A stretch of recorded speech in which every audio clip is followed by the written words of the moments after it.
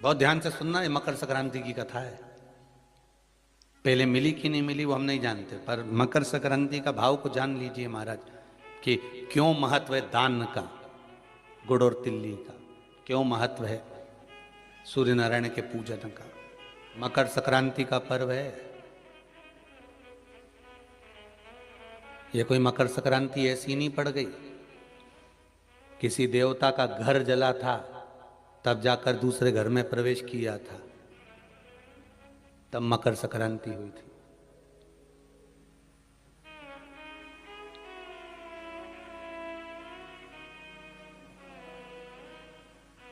एक बहू ने अपने ससुर का आदर नहीं करा था तो पिता ने बेटे के घर में आग लगा दी थी, केवल क्रोध में। तब जाकर ये मकर संक्रांति पड़ी थी। कोई ऐसे ही पड़ गई मकर संक्रांति?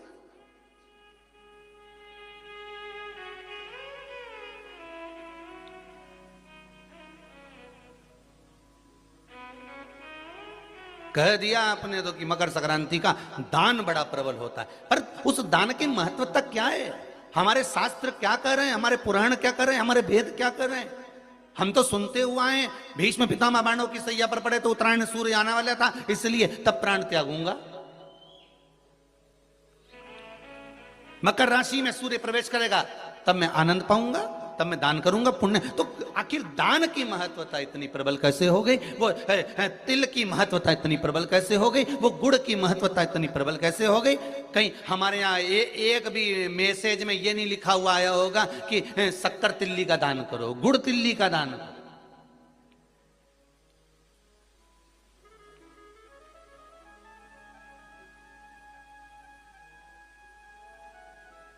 ज्योतिष के हिसाब से तिल शनि है और गुड़ सूर्य है। ज्योतिष के हिसाब से तिल शनि है और गुड़ सूर्य है।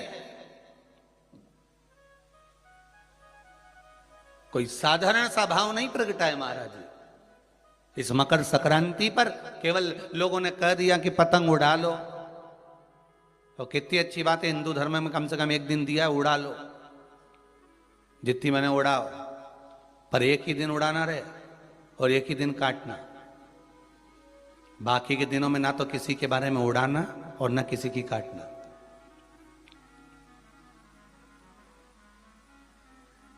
मकर संक्रांति का पर्व देखना है तो पुराना उठाकर देखिएगा कि हमारे यहां मकर संक्रांति का भाव क्या व्यक्त करता था, क्या कहता था। ना तो किसी के बारे में उड़ाओ और ना काटो। किसी की बहन बेटी जा रही है उसकी उड़ा दी, कोई का लड़का है तो उसकी उड़ा दी, कोई की सास है तो उसकी, कोई का ससुरा है तो उसकी, कोई गुरु है तो उसकी, कोई ब्राह्मण है तो उसकी, कोई बड़े से बड़ा मठाधीश पीठाधीश संत महात्मा जोगी सन्यासी तपस्वी जिसको तुम जानते तक नहीं, किसी की बहू बेटी को तुम पहचानते तक नहीं, किसी व्यक्ति को तुम पहचानते तक नहीं, एक बार नहीं मिले, बस एक व्यक्ति ने उड़ाई तो इन्हें भी ढील दे के उड़ाई। अब वो एक ने उड़ाई तो तुमने भी उड़ा दिया। अरे हमारे यहाँ तो हिंदू धर्म में एक दिन दिया है मकर संक्रांति का दिन कि खूब छत पर जा उड़ा ले जितनी उड़ाना है, पर किसी की गलत शब्द से मत उड़ाना, किसी के लिए आड़ा टेढ़ा मत बोलना, किसी के लिए ऐसा मत बोल जाना क्योंकि तुम उसको पहचानते ही नहीं हो, बस उसने उड़ाई तुम उसके साथ मिल गए। दे ढील, चरखिल तो तुम ही पकड़े थे। उड़ाए जा उड़ाए जा उड़ाए जा। उन्हें उसकी बेटी के लिए कुछ कहा, 4 लोगों ने मिलकर और कह दिया, 5 लोगों ने मिलकर और कह दिया। किसी के बहू के लिए कहा, एक ने कहा, दूसरे ने फिर कह दिया, 4 ने मिलकर फिर कह दिया। किसी के बेटे के लिए कहा, किसी गुरु के लिए कहा, किसी ब्राह्मण के लिए कहा, किसी संत के लिए कहा, किसी साधु के लिए कहा। किसी ने एक संत पर उंगली उठाई, सबने उड़ाना चालू कर दिया। किसी ने एक गुरुजन पर उंगली उठाई, सबने उड़ाकर चालू कर दिया। हम उड़ा रहे, ना तो जानते ना पहचानते, ना देखा ना भाला, ना कभी उससे मिले ना जाने, बस उसने उड़ाई थी और तुमने जरखिल से ढील देके उड़ाना चालू कर दिया।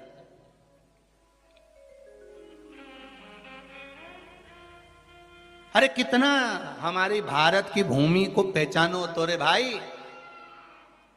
ये वो भारत की भूमि है जहां मोहल्ले में एक दुकान लगी हुई है और एक दुकान की अगर बोनी नहीं होती थी तो दूसरी दुकान वाला अन्न नहीं खाता था। वो नियम अभी भी खत्म नहीं हुआ, अब मरे तक रह गया कि मोहल्ले में कोई मर जाता है तो मोहल्ले के लोग अन्न नहीं बनाते, खाते नहीं जब तक कि वो अर्थी नहीं उठ जाती। पर आज के समय में तो वो भी गया, ये तो अंदर जाके समोसा निपटा लेता है। तो कहा आज के समय में कौन रुकता है? मोहल्ले में मरा, पर पहले नियम था कि एक मोहल्ले में जितनी दुकान होती थी उस दुकान के बाहर एक कुर्सी रखी होती थी। प्रत्येक दुकान के बाहर एक कुर्सी रखी होती थी। ग्राहक आता था, कुर्सी पर बैठता था, कुर्सी पर बैठता, सामान खरीदता, सामान खरीदा जिसकी दुकान से कुर्सी, उस दुकान को जब बाहर रखी थी वो कुर्सी फिर अंदर रख लेता था।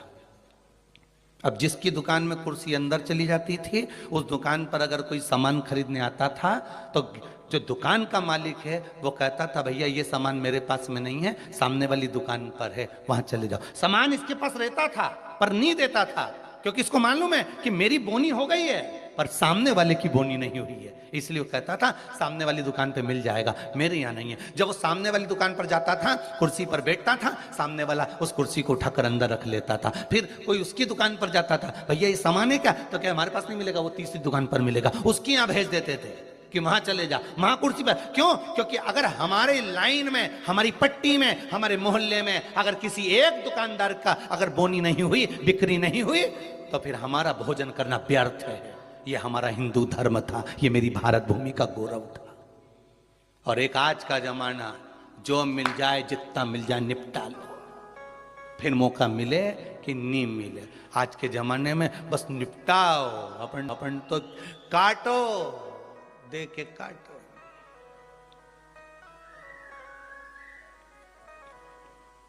अरे भगवान से भी कहना, पतंग उड़े आकाश माने, डोर थारा हाथ मां, ओ वल्लभ मारी पतंग ऊंची राख जो।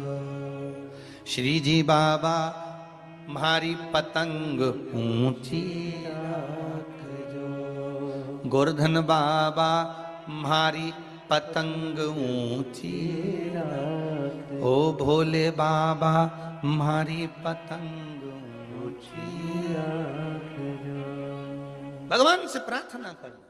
और दिया एक दिन भगवान ने, उड़ा लो जितनी उड़ाना है।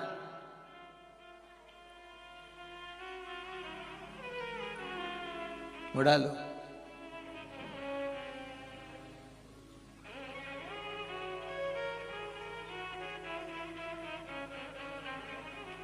महाराज ज्योतिष में तिल को शनि और गुड़ को जम के बोलो जरा सूर्य कहा गया। दोनों बाप और बेटे का मिलन करवाया, क्योंकि इन दोनों की बनती नहीं थी। शनि की सूर्य से ना बने, सूर्य देव की शनि देव से ना बने, दोनों का मिलन है, दोनों का मिलन। महाराज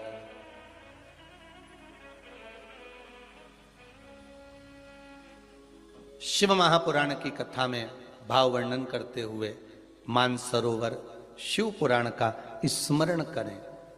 एक बार सूर्य देव अपने बेटे शनि के घर गए। शनि देव का घर है कुंभ। कौन सा घर है? कुंभ।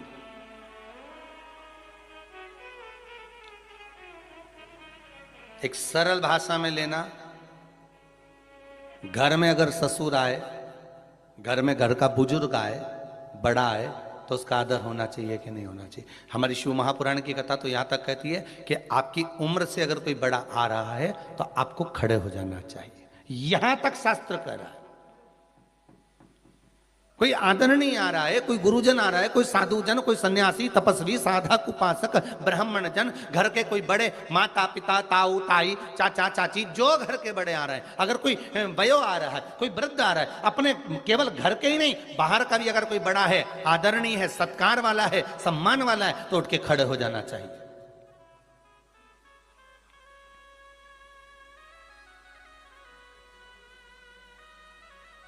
पर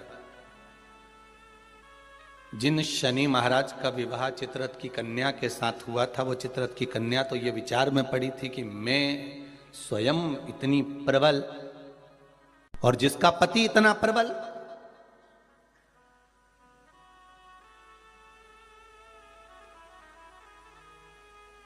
जीवन में कभी अहंकार मत करना। एक बात बहुत बहुत ध्यान रखना साहब, ये जो क्रम है ना, बाहर बहुत प्रसन्न नजर आते हैं, वो भीतर से बहुत रोए हुए होते हैं।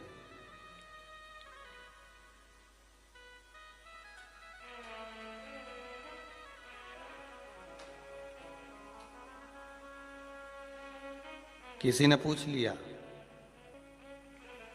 एक बात तो बताओ गुरुजी कि ये शनि महाराज इतना गुस्सा क्यों करते हैं?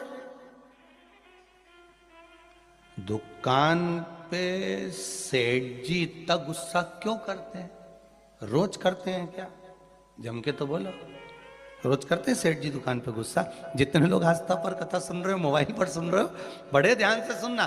सेठ जी रोज दुकान पे गुस्सा करते हैं क्या? सर रोज ऑफिस में गुस्सा करते हैं क्या? प्रतिदिन करते हैं क्या? नहीं,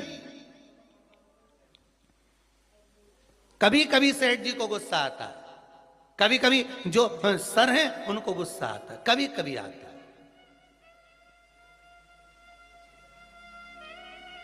रोज नहीं करते। बहुत बहुत सावधानी से कथा का स्मरण करिएगा। सर रोज गुस्सा करते हैं क्या? नहीं। सेठ जी रोज गुस्सा करते हैं क्या? नहीं, प्रतिदिन नहीं करेंगे। मालिक रोज क्रोध करते हैं क्या? नहीं। अगर ऑफिस में सर क्रोध कर रहे हैं, ऑफिस में सर क्रोध कर रहे हैं, दुकान पर सेठ जी क्रोध कर रहे हैं, मालिक अगर क्रोध कर रहा है तो रोज नहीं करता। वो कब करता है? जब घर में उसकी कुछ अनबन थोड़ी बहुत, परिवार में भी सबसे अनबन हो तो भी इतना गुस्सा नहीं करेगा। पर वो जगदम्बा के साथ जब अनबन होती नहीं बेरू की, तब फिर तो बिल्कुल फिर कोई नहीं चले, फिर तो वो मुंह उतरा रहेगा, गुस्सा भरा रहेगा। फिर कोई बोला तो क्रोध। तो किसी ने पूछा गुरुजी ये शनि महाराज को इतना क्रोध क्यों आया रहता है? जब देखो जब शनि जी गुस्से में रहते हैं, हाँ परंतु कभी कभी करते, पर इतना गुस्सा क्यों रहता है इनके पास में? उसका एक ही तो कारण होगा, एक कारण है शनि महाराज के क्रोध करने का। धर्म पत्नी आई शनि महाराज की, सम्मुख में आकर खड़ी हो गई शनि महाराज के,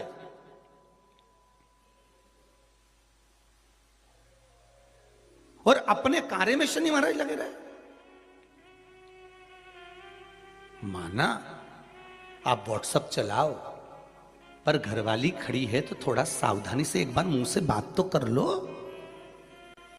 तुम्हें यूट्यूब चलाना है, फेसबुक चलाना है, इंस्टाग्राम चलाना है, व्हाट्सएप चलाओ, लैपटॉप चलाना है, फोन जो कुछ करना करो, पर जो आई है चाय लेकर बात करने के लिए 2 मिनट, उसने भी तो अपना मोबाइल रख के आई ना, चाय बना के लाई ना, और 2 कप लाई इसलिए लाई कि अपन दोनों बैठ के बात करेंगे।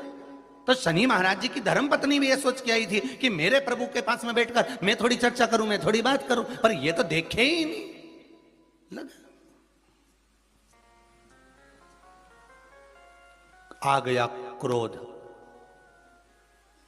और क्रोध में बस खड़ी होकर बोल दी, मेरा श्राप है स्वामी तुमको। अब देखिए जरा शनि महाराज की पत्नी, मेरा श्राप है स्वामी तुमको, तुम मुझे नहीं देखे हो, अपने कार्य में लगे हो, मैं श्राप देती हूं, तुम जिस पर दृष्टि दोगे वो जलकर भस्म हो जाएगा। बहुत अच्छे थे शनि महाराज, ऐसा नहीं है, थे अच्छे, परंतु ये जगदम्बा के कारण गुस्सा आ गया बस। और श्राप मिला जिस पे दृष्टि दोगे, बस वो शनि महाराज ने भी सोच लिया अब क्या करूं, श्राप लग गया। भगवान शनि महाराज भी विचार करे कि अब किसी को भी देखूंगा तो, इसलिए शनि महाराज की दृष्टि नीचे रहती है, सामने कभी नहीं रहती। शनि मंदिरों में जितने भी शनि मंदिर हैं, आप सारे शनि मंदिरों में जाकर दर्शन करोगे तो शनि महाराज की दृष्टि सामने है, पर शास्त्र कहता है शनि महाराज ने दृष्टि अपने ऊपर नहीं रखी, नीचे की ओर रखी है। अब लोग समझे तो ना, मंदिरों में जितने शनि मंदिर हैं सब मंदिरों में शनि की दृष्टि सामने रख दी, जो आता है तेल चढ़ाने पूजन करने के लिए दृष्टि सम्मुख होती है। शनि महाराज ने अपनी दृष्टि नीचे रखी है। शनि महाराज दृष्टि कब उठाते? जब किसी को नष्ट करना हो। तुम जिस पर दृष्टि डालोगे वो जलकर भस्म हो जाएगा, ये शनि महाराज की धर्म पत्नी ने कहा है। और आज शनि महाराज जी की धर्म पत्नी जिस घर में निवास कर रही हैं, शनि महाराज जिस घर में निवास कर रहे हैं, उस मकान का नाम क्या है? अभी बताया था, क्या नाम था? कुंभ।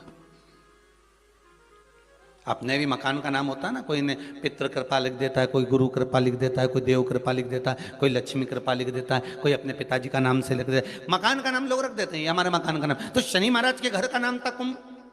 उस कुंभ मकान में शनि महाराज रह रहे थे, पिताजी का आगमन हो गया। हे शिव करुणा सागर, भगवान ओघड़दानी त्रिकालदर्शी शंकर की कथा कर रही है। भगवान सूर्य नारायण का प्रवेश हुआ कुंभ में, घर में प्रवेश करा। जैसे ही प्रवेश करा शनि महाराज तो उठ खड़े हुए, पर बहू खड़ी नहीं। घर का अगर कोई बड़ा आए, आदरणीय आए, सम्माननीय आए, तो उसको आदर देना चाहिए, सत्कार करो।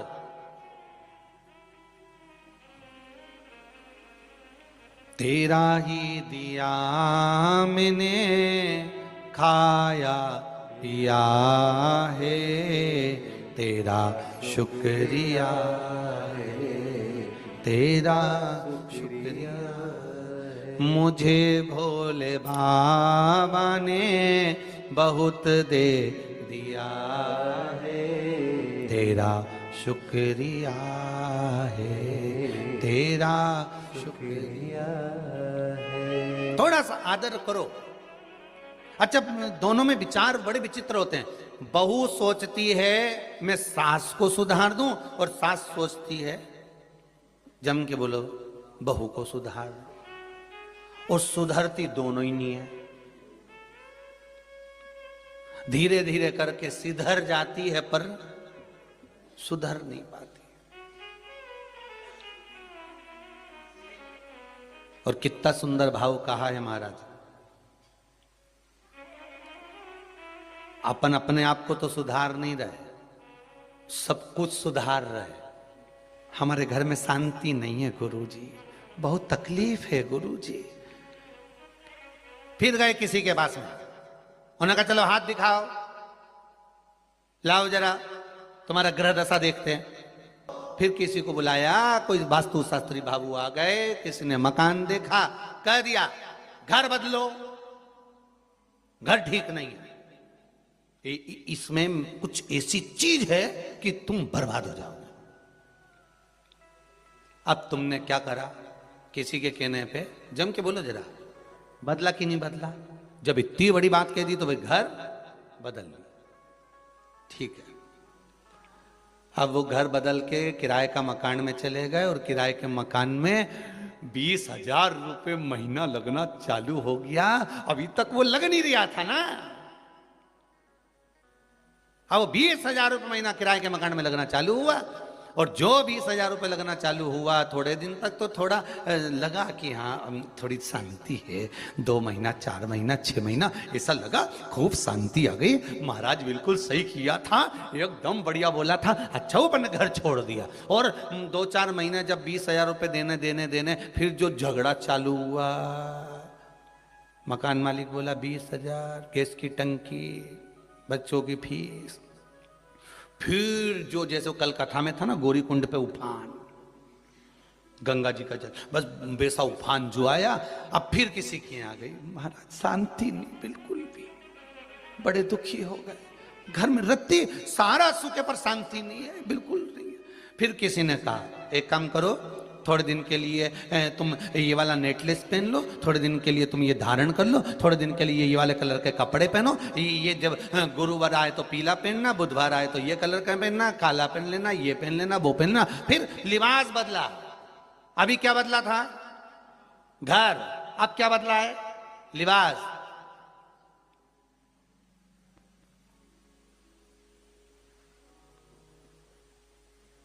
थोड़े दिन अच्छा लगा क्योंकि कपड़े चेंज हो गए, मॉल पे से नए आ गए, तो अभी दुखी भी नहीं होंगे क्योंकि अच्छा लगना।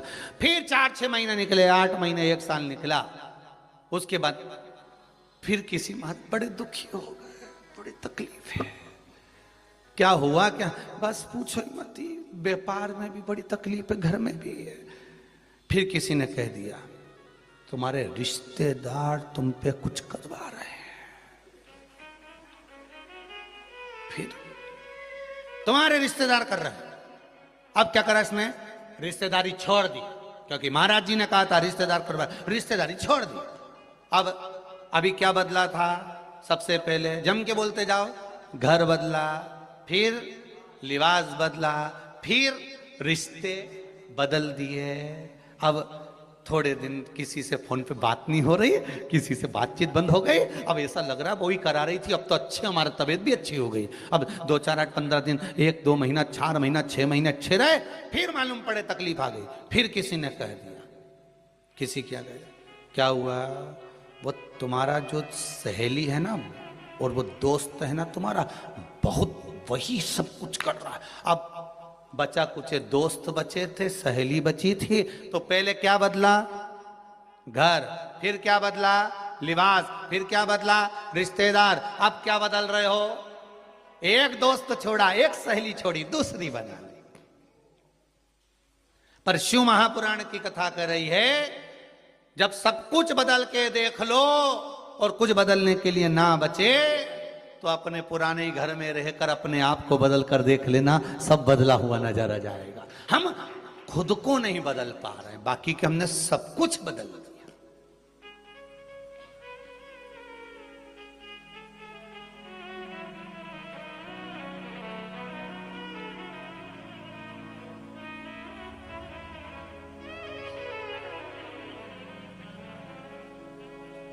हमने सब कुछ बदल कर देख लिया। अब एक बार खुद को तो बदलो, अपने आप के स्वभाव को बदलो।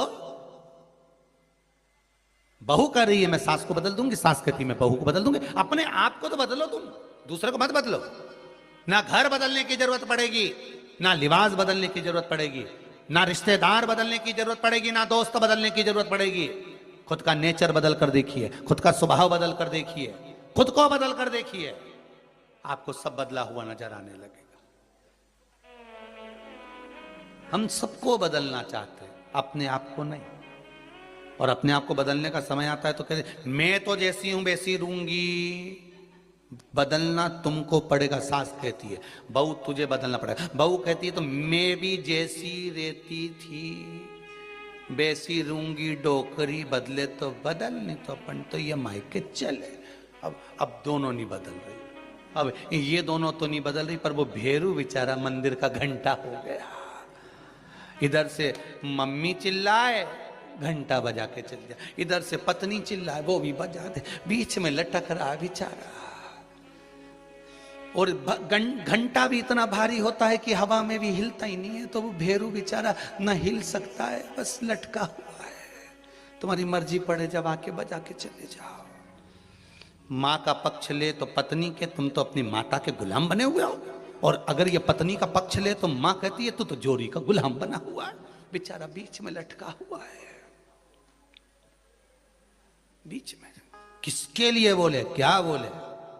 इसीलिए शिव पुराण कहती है, क्या किसको रोइए चादर तान के, सो याग लगे बस्ती में अपन रहो मस्ती। अब बदल रहा है, कौन बदलेगा? नदी पर, प्रत्येक पावन नदियों पर आप जाएंगे तो वहां पर एक घाट मिलता है, जिस घाट का नाम होता है राम घाट। बोलो सही है कि गलत है? कौन सा घाट है वो? राम घाट। एक घाट मिलता है जिसका नाम है राम घाट। आप छिपरा जाएंगे तो वहां भी राम घाट मिल जाएगा, आप इलाहाबाद जाएंगे तो प्रयागराज में वहां पर भी राम घाट मिल जाएगा, आप हरिद्वार जाएंगे तो वहां भी राम घाट मिल जाएगा, आप चित्रकूट जाएंगे तो वहां पर भी राम घाट मिल जाएगा, आप सरयू जी जाएंगे तो वहां पर भी राम घाट मिल जाएगा, आप यमुना जी के घाट जाएंगे तो वहां पर भी राम घाट मिल जाएगा। तो कभी आपने विचार करा कि राम घाट का मतलब क्या होता है और क्यों ये सारे साधु सन्यासी तपस्वी साधक संत महात्मा जो कुंभ में स्नान करने के लिए आते हैं, कुंभ के मेले में आते हैं, ये राम घाट पर ही क्यों नहाते हैं?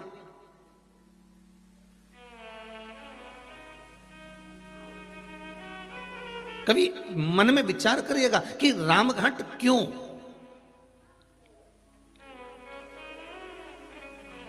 इतने सारे घाट बने हुए हैं, इतने सारे घाट बनाए गए हैं, पर राम घाट की ही महत्वता क्यों होती है? राम घाट का मतलब क्या होता है? राम घाट का मतलब है क्या? तो राम घाट का मतलब शिव महापुराण की कथा कह रही है, शास्त्र वर्णन करता है। हमारे वेद और शास्त्र कहते हैं राम घाट का मतलब केवल ये नहीं कि एक घाट का, जहां केवल राम जी के समय पर, मेरे राघव जी के समय पर जिस घाट का निर्माण हुआ है, मेरे राम जी के समय पर जो घाट बनाया गया था, मेरे राघव जी के समय पर, मेरे राम जी के समय पर जो घाट का निर्माण हुआ था, वो घाट कोई साधारण नहीं था।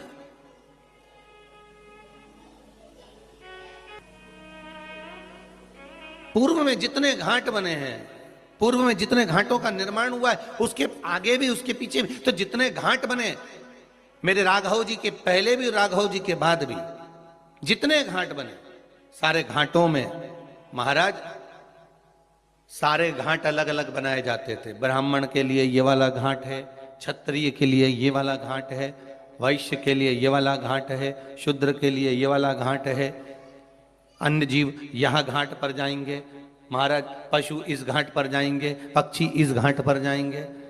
सारे घाटों का निर्माण अलग अलग कर दिया गया, सारे घाटों को अलग अलग बना दिया गया। पर मेरे राघव जी के राजपाट के समय पर, मेरे राघव जी के, मेरे राम जी के राज्य के समय पर सारे घाट हटा दिए गए, केवल एक घाट बना दिया गया। कौन सा घाट था? राम घाट। जितने आस्था पर कथा सुन रहे हो, मोबाइल पर सुन रहे हो, बिल्कुल ध्यान से सुनना।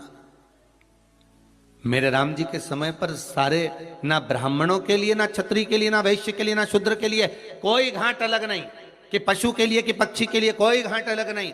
मेरे राम जी के समय पर एक घाट होता था, वो था राम घाट, अर्थात सातों जात का जीव उस घाट पर जावे और भगवान की भक्ति में डुबकी लगावे। राम कथा, शिव कथा, कृष्ण कथा, भागवत कथा, रामचरित मानस, विष्णु कथा, देवी कथा, ये 33 कोटि देवताओं के जितनी कथा है, ये राम घाट की तरह है कि यहाँ केवल एक के लिए नहीं, कि ब्राह्मणों के लिए है, कि ये क्षत्रियों के लिए है, कि ये वैश्यों के लिए है, कि ये शूद्र के लिए है, ये सातों जात के लिए। शिव महापुराण की कथा, राम कथा सातों जात के लिए, कृष्ण कथा सातों जात के लिए।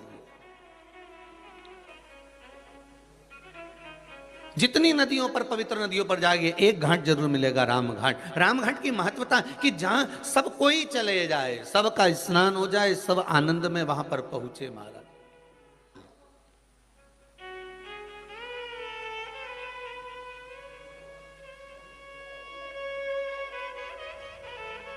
वो घाट है राम घाट महाराज, जहां पर जो स्नान करे प्रेम वश करे, प्रेम वश।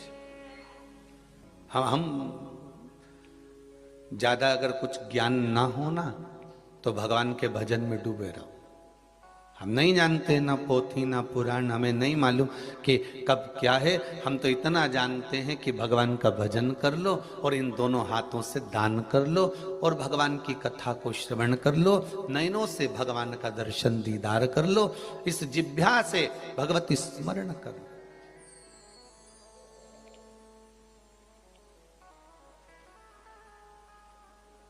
महाराज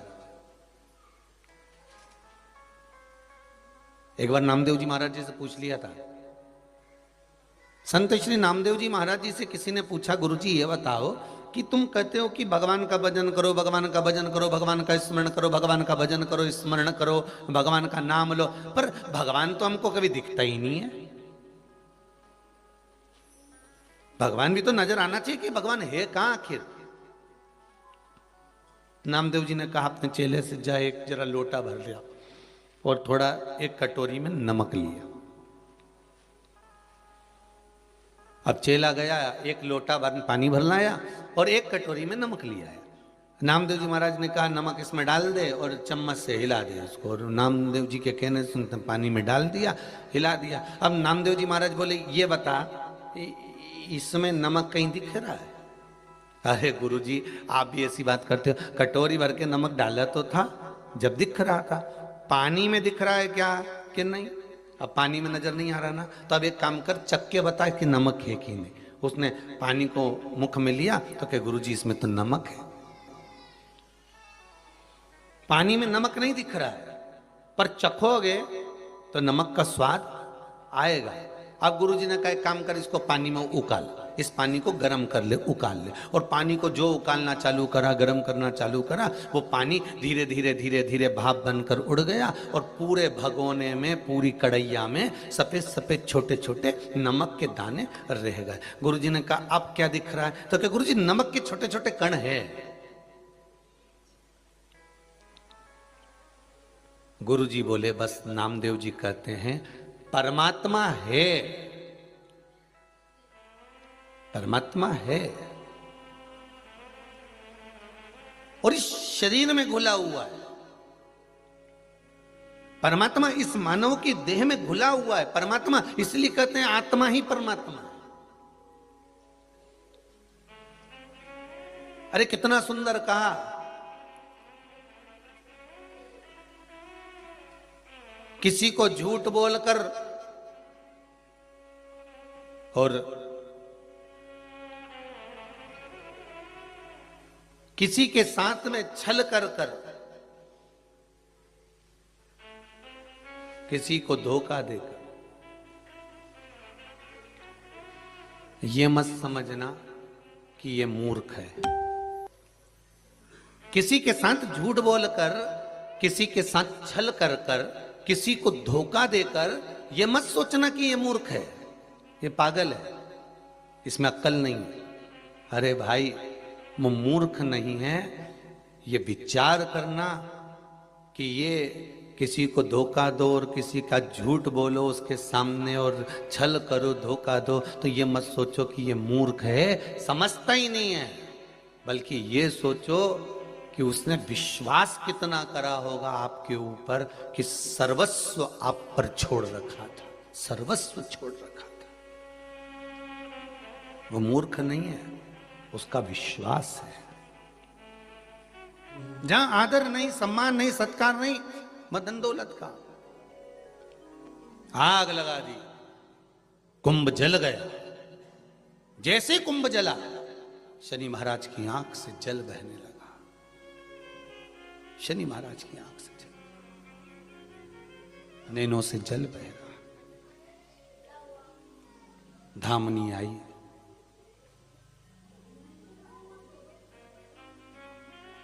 पूछा क्या हुआ? आज घर में आग लग गई। पिता आए थे, उनके लिए कुछ ला नहीं सकी तो? घर का बुजुर्ग आया था, घर का बड़ा आया था, कम से कम आदर तो करना चाहिए। कुछ नहीं, अगर घर का बड़ा आए ना, घर का बुजुर्ग आए ना, घर का कोई बड़ो व्यक्ति आए तो आदर के 2 शब्द ही बोल लो, बहुत ऐसा मीठे शब्द।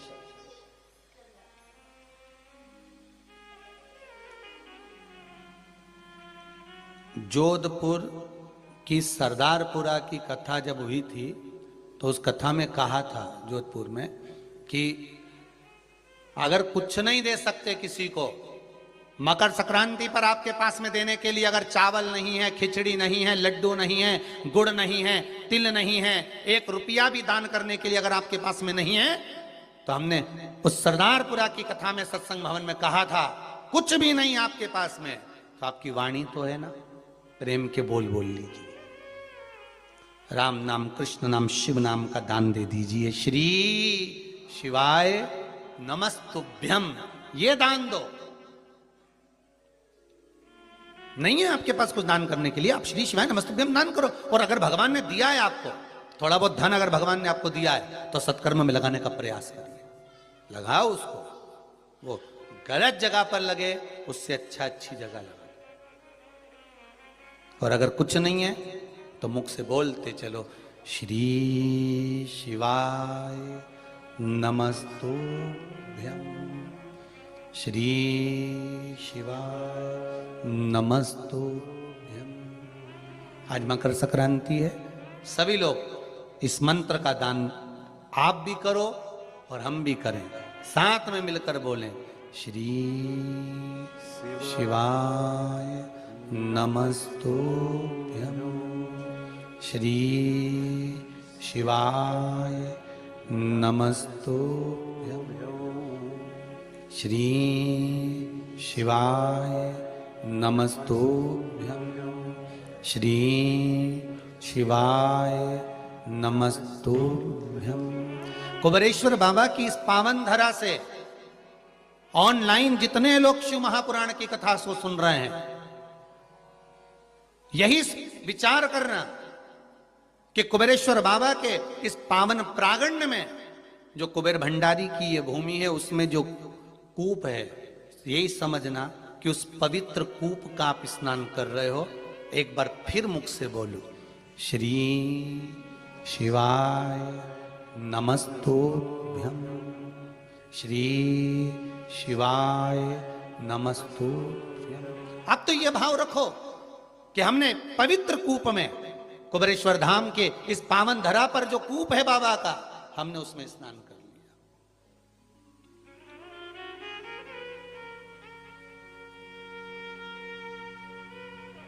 मंत्र का दान दे दो, नहीं है कुछ, मंत्र का दान दीजिए, राम नाम, कृष्ण नाम, शिव नाम दान दो। महाराज कुंभ जल गया, शनि महाराज ने अपनी पत्नी से कहा, देखो कुछ बचा है घर में, कुछ बचा है घर में, देखिए जरा। शनि महाराज की धर्म पत्नी दौड़ कर गई है और जाकर देखा तो धधक धधक कर जल रहा था, कुछ भी नहीं बचा था, कुछ भी नहीं है। तब शनि महाराज ने अपने पिताजी के चरण पकड़े, गलती हो गई, मेरा पिता आया था, मैं आदर नहीं कर पाया, मेरे पिता आए, सूर्य नारायण आए और मैं आदर नहीं कर पाया। विनती करता हूं, निवेदन करता हूं, पिताजी आप, मैं दूसरे घर का निर्माण करता हूं, उस घर में आप जरूर आना पिताजी, मुझसे जो बनेगा मैं आदर के भाव रख दूंगा, मुझसे जो बनेगा मैं आदर का भाव रखूंगा। सूर्य नारायण भगवान बोले कि आज तेरे पास में कुछ खाने के लिए नहीं है, माना मैंने तेरे घर में आग लगा दी, माना तेरे घर में कुछ भी नहीं है, पर कुछ तो होगा, कुछ तो होगा।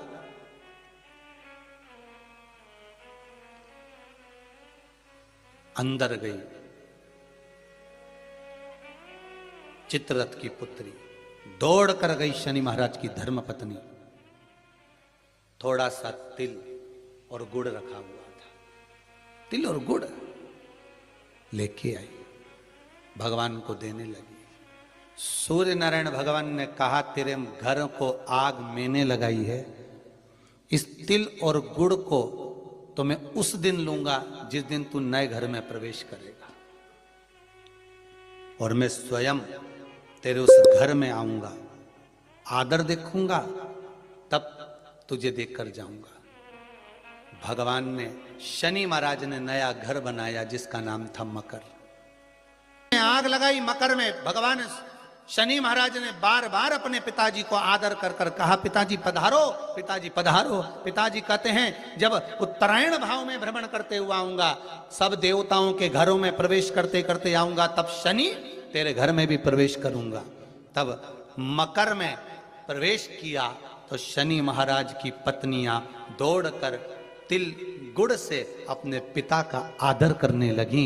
जानकर सूर्य नारायण भगवान ने वर प्रदान कर दिया। आज मैंने इस मकर राशि में प्रवेश करा है, मकर के अंदर प्रवेश करा है।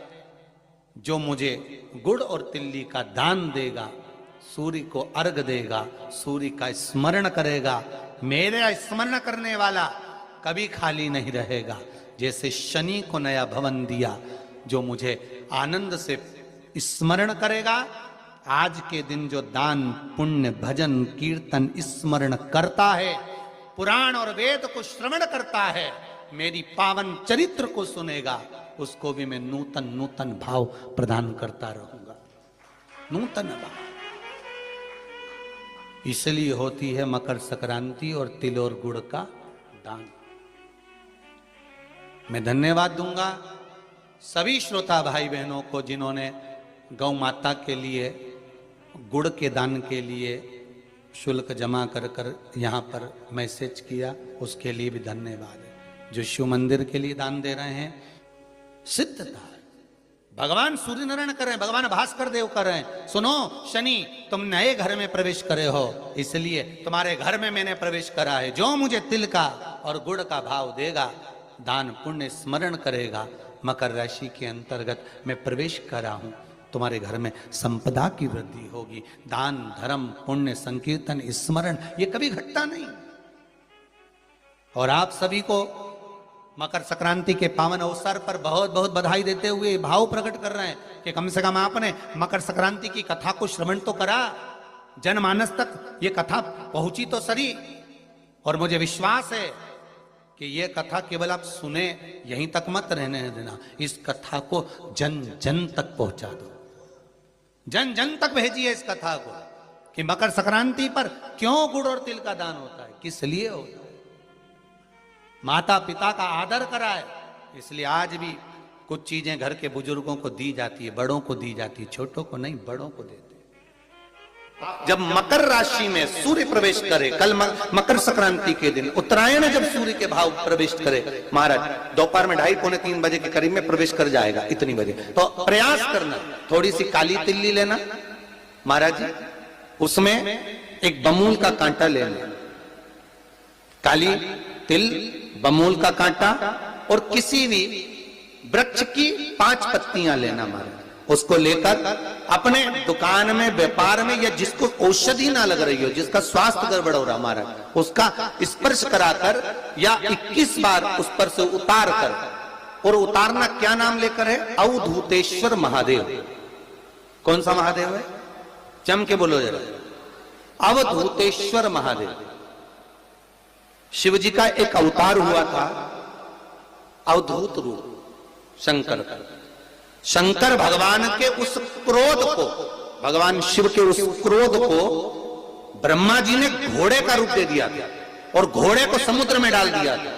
उस घोड़े से जलंधर हुआ था, फिर जलंधर का विवाह वृंदा से हुआ था। अर्थात शास्त्र कहता है कि अवधूतेश्वर महादेव का जो रूप है वो रोग का निवारण करने के लिए, व्यापार की वृद्धि को आगे बढ़ाने के लिए। आप लोगों ने कहीं कहीं देखा होगा, किसी किसी के ऑफिस में देखा होगा कि वास्तु शास्त्री कहते हैं कि दौड़ते हुए घोड़े का फोटो लगाओ। सुना है कि नहीं सुना? अरे बोलो तो सुना है कि नहीं सुना? किसी वास्तु वाले के पास जाओगे ना तो वो कहेगा तुम्हारा ऑफिस अच्छा नहीं चल रहा ना, तो दौड़ते हुए घोड़े का फोटो लगाओ। जो घोड़े 4-5 घोड़े दौड़ रहे हैं उनका फोटो लगा। क्यों कहते हैं वो? उसका कारण क्या है? वास्तु शास्त्री ऐसा क्यों बताते हैं कि दौड़ते हुए घोड़े का फोटो? उसका शास्त्र प्रमाण शिव महापुराण करती है महाराज कि शिव का एक रूप अवधूतेश्वर है, जिसको ब्रह्मा जी ने घोड़े का रूप दे दिया और घोड़े का रूप देकर उसको समुद्र में डाल दिया, जिससे जलंधर की उत्पत्ति हुई। तो अगर मान लो अगर प्रॉब्लम चल रही है, व्यापार में दिक्कत आ रही है, व्यवसाय में तकलीफ आ रही है, या किसी न किसी रूप में कोई ना कोई कष्ट आपको लग रहा है, तो अवधूतेश्वर महादेव का नाम लेकर काली तिल्ली, वृक्ष की पत्ती और एक बमूल का कांटा लेकर, और आप दुकान में से उतार लो चाहे शरीर पर से उतार लो, उसको ले जाकर किसी भी चौराहे पर उसको पटक दीजिए। चौरस्ते पर नहीं डाल सकते तो बहते हुए पानी में डाल दीजिए, बहता हुआ पानी ना मिले तो पीपल के वृक्ष के नीचे डाल दीजिए, पर उसको मकर राशि के प्रविष्ट भाव में ही डालना।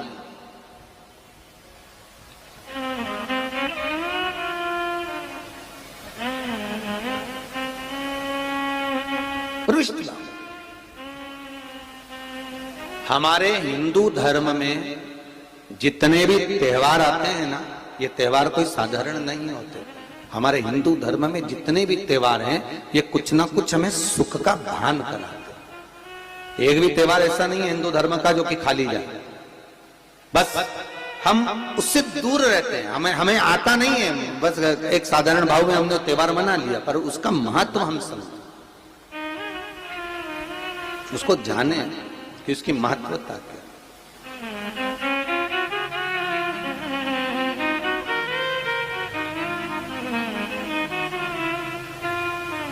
बस हृदय चित्त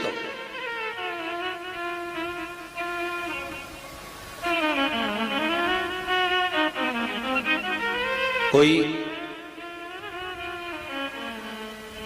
किसी व्यक्ति ने मालूम पड़े कोई भूमि पर कब्जा कर लिया और नहीं छोड़ रहे, तो उसके लिए भी कल का दिन बड़ा महत्वपूर्ण है महाराज। उसके लिए भी कल का दिवस बड़ा महत्वपूर्ण है महाराज।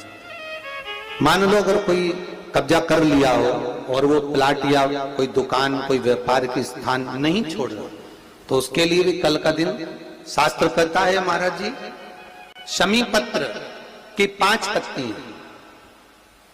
कितनी पत्तियां लेना है? 5। शमी पत्र की 5 पत्ती, बेलपत्र की 11 पत्ती। मकर राशि में प्रवेश करते समय सूर्य का स्मरण करते हुए सूर्य पे से 7 बार घुमाकर भगवान शिव का नाम मंत्र लेते हुए, जो शिव महापुराण का मूल मंत्र है, श्री, बोलिए जम के, श्री शिवाय नमस्तुभ्यम, शिव महापुराण के मूल मंत्र का स्मरण कर कर सूर्य पर से घुमाकर शंकर भगवान के शिवलिंग पर जो समर्पित कर देता है, और चढ़ी हुई एक बेलपत्र, शमी पत्र उस स्थान पर डाल देता है जो कब्जा नहीं छोड़ रहा, महाराज 6 महीने के अंदर वो कब्जा छोड़कर भागता नजर आता। कर्जा अगर थोड़ा भी है और थोड़ी भी मात्रा का अगर कर्जा है, तो उस कर्जे को चुकाने का प्रयास करें, और अगर नहीं चूक रहा तो कल सूर्य जब मकर में उत्तरायण भाव में प्रवेश कर रहा है, तो 1 लोटा पानी कलश महाराज उसमें जल भर लीजिए, और जल भरकर उसमें 7 दाने चने की दाल के डाल लीजिए। 7 दाने चने की दाल के डालकर उसमें थोड़ा सा कुंकू, रौली थोड़ी सी इसमें डाल लीजिए। 3 शमी पत्र, 1 बेलपत्र उस जल के अंदर डाल लीजिए महाराज, और डालकर सूर्य नारायण भगवान को दर्शन करते समय, जल छोड़ते समय उत्तर की ओर, आपके घर से जब उत्तर का जो भाग हो उस ओर जल का भाग थोड़ा सा छोड़े। आखिरी का बचा हुआ जो जल और बेलपत्र और शमी पत्र है एक साथ जब पूणे, तो जितना अपने मन में भाव हो कि हमारा इतना कर्जा है बाबा, वो चूक जाए, या कोई पैसे नहीं दे रहा है उसका भी स्मरण कर सकते हैं कि हमारा इतना रुपया लेना है, और वो जल, शमी पत्र, बेलपत्र उसी समय पर नीचे डाल देना, उसका छींटा थोड़ा सा अपने ऊपर लेकर प्रवेश कर जाए महाराज।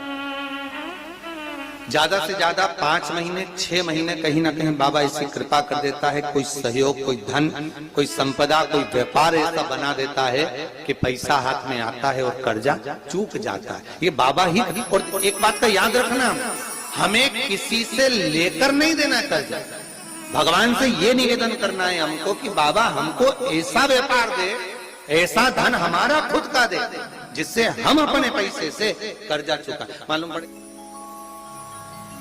कर्ज मुक्ति के लिए कल आप लोग अर्घ अवश्य दें, सूर्य का स्मरण करें, सूर्य देवता का, और अर्घ प्रदान करें। निवेदन एक और है, जिनके शरीर धूजता अर्थात हाथ पैर में कंपन उत्पन्न होता हो, या हाथ पैर में कहीं कंपन का भाव लगता हो, ऐसा महसूस होता हो कि हाथ पैर धूजते हो, तो कल सूर्य को जब अर्घ दें तो उसमें काली मिर्ची पीस कर डालकर फिर सूर्य को अर्घ मारें। अर्घ देने के बाद में जो जल आप जमीन पर छोड़ेंगे उसका भाग थोड़ा सा अपने शरीर पर लगा लेंगे, जहां जहां पर कंपन उत्पन्न होता है। या कोई डॉक्टर आपको बोल रहा है कि बाईपास करवाना पड़ेगा या कोई नस चोक हो गई हो, तो उस स्थान पर भी आप उस जगह पर भी उस जल को अवश्य लगाएं, काली मिर्ची का पीसा। कल मकर संक्रांति है, भगवान शिव के पूजन का भी दिन है। खूब प्रेम से आप खिचड़ी का दान दो, लड्डू का दान दो, अन्न दान दो, पर दान पुण्य संकीर्तन स्मरण करते रहो। और कम से कम 14 लोगों से हर हर महादेव तो कह लो, नमः शिवाय तो बोल लो, राम राम तो बोल लो, कृष्ण नाम तो बोल लो, जितना बन सके भजन। कितनी प्रतीक्षा करते करते करते करते करते करते भीष्म पितामह उत्तरायण का इंतजार करते रहे, कितनी प्रतीक्षा करते करते। जिसका परिवार टूट रहा हो, भाई भाई में झगड़ा हो रहा हो, आपस में प्रेम खत्म हो रहा हो, जहां पर देवरानी जेठानी आपस में झगड़ रही हो, भाई भाई झगड़ रहा हो, प्रॉपर्टी के लिए, धन के लिए, दौलत के लिए, संपदा के लिए, कोई किसी का मुंह फूला, कोई किसी की मुख फूला हुआ है। निवेदन है, कल मकर संक्रांति के अवसर पर 1 लोटे पानी में काली तिल डालकर और उसमें हल्दी मिलाकर शंकर भगवान को समर्पित करना। और किसका नाम लेकर? जिनसे विवाद हो रहा है, जिनको आप अपना बनाना चाहते हैं, जिनसे प्रेम बढ़े, आपस में स्नेह बढ़े, घर नहीं टूटे। मेरा तो निवेदन है, सास बहू के लिए चढ़ा दे, बहू सास के लिए चढ़ा दे, प्रेम बना रहा, टूटे नहीं, स्नेह बढ़े।